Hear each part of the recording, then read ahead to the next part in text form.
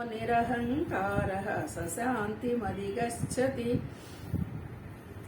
विहाय कामान् यः सर्वान् पुमान् चरते निस्पृहः निर्मः निरहंकार स శాంతిం అధిగచ్చతి.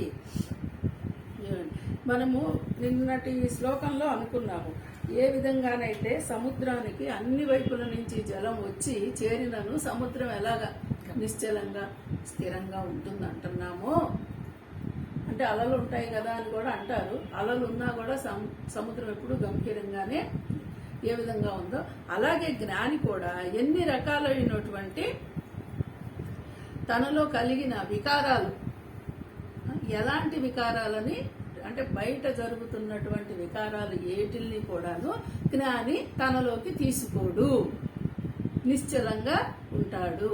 అంటే ఇప్పుడు వికారాలు అంటే ఏవి? ఇప్పుడు మనం చూస్తున్నాం జగత్తులో జరుగుతున్న అనేక రకాలైనటువంటి విషయాలు, అవన్నీ వికారం అంటే మార్పు చెందేవి. వికారం అంటే ఏంటి అర్థం? మార్పు చెందేవి అని అర్థం. ఇప్పుడు మనం తెల్లవారు లేస్తే చూస్తున్నవన్నీ కూడాను ఈ జగత్తులో, ఈ సృష్టిలో మార్పులు చెందే వాటిల్నే చూస్తున్నాము. కానీ మార్పు చెందని పరమాత్మ నీలో, ఆ మార్పు చెందని పరమాత్మగా ఉన్నటువంటి స్థిరమైన జ్ఞాని ఈ బయట జరిగే మార్పులు, ఈ వికారాలను ఏవి కూడా తనలోకి తీసుకోడు.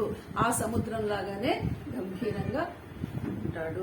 అలాంటి వాడే శాంతిని పొందుతాడు. అంటే ఇలాంటి వానికి ఏముంటుంది? భోగ ఇచ్చ, భోగాల మీద కోరిక ఉండదు అని అర్థం. అలా కాకుండా దానికి వ్యతిరేకంగా భోగాల మీద ఎప్పుడైతే కోరిక ఉందో అలాంటి వాడు శాంతిని పొందలేడు. మనం ఆ సముద్రంలోకి వెళ్ళి, సముద్రం దగ్గరికి వెళ్ళి గాంభీర్యతను చూడకుండా అలలని మాత్రమే చూడగలుగుతాం, అంతే కదా. మన కళ్ళకి అలలు మాత్రమే కనపడతాయి. ఆ సముద్రం ఎంత గంభీరంగా ఉన్నది మనం గుర్తించలేము. ఇదిగో మన జీవితంలో కూడా మనం అలాగే ఈ బయట జరిగే వాటిని అన్నిటిని చూస్తూ ఈ అలజడిని, వికారం చెందే మార్పులని, భోగాలకు సంబంధించిన వాటిని అవే గుర్తుపెట్టుకొని అల్లకల్లోలానికి గురవుతున్నాము.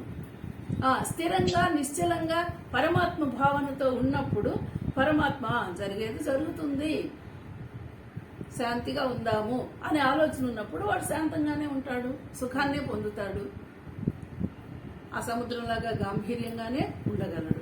ఎప్పుడైతే వికారాలకు లోనవుతున్నాడో అందులో మనలో కూడా అలాంటి అలజడులే ఉంటున్నాయి.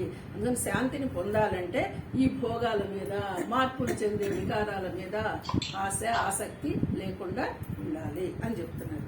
అలా చెప్పి దానికే ఇంకా ఏం చెప్తున్నాడంటే, అన్ని దిశల నుండి పొంగి ప్రవహించి వచ్చి చేరిన నదులన్నీ పరిపూర్ణమైన సముద్రంలో చేరినట్ట మనం కూడా ఏవి ఎలాంటివి వచ్చినా వాటిల్ని తట్టుకునే శక్తి భగవద్గీత ఇస్తుంది అనేటువంటి ఒక గట్టి నమ్మకాన్ని ఏర్పరచుకోవాలి. ఇదంటే ఇక్కడ ఏం చెప్పలేదు, నేను చెప్తున్నా. ఎందుకంటే మనం అలా చెప్పింది అదే మాట, కానీ గీత ఇలా మనకి చెప్తుంది అని మనం నేర్చుకోగలగాలి. ఇప్పుడు ఈరోజు మనం అనుకుంటున్న శ్లోకము,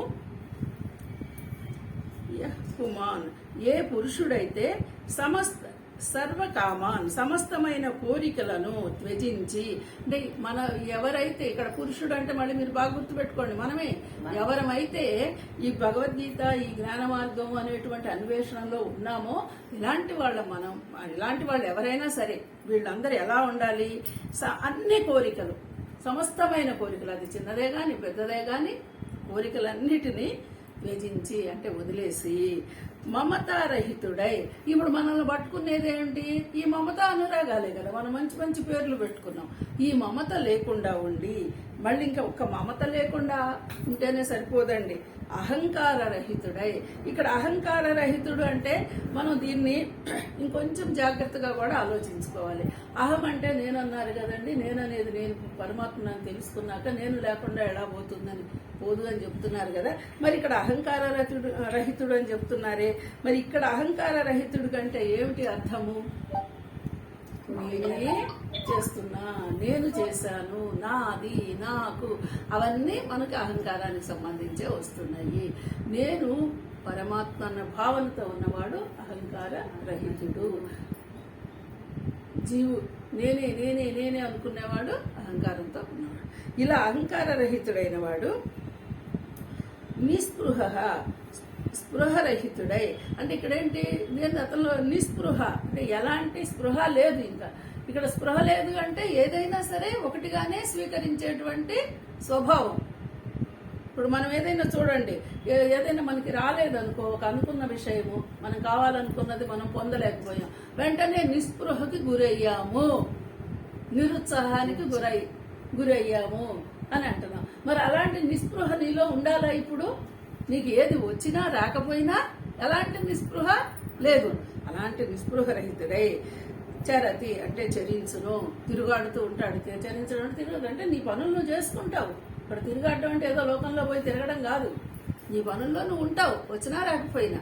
ఎలా ఉంటాడో అలాంటి వాడే సహ అంటే అతడే శాంతిని, శాంతిని అధిగచ్చతి పొందును, శాంతిని అంటే ఇక్కడ చూడండి, కోరికలన్నింటినీ త్యజించి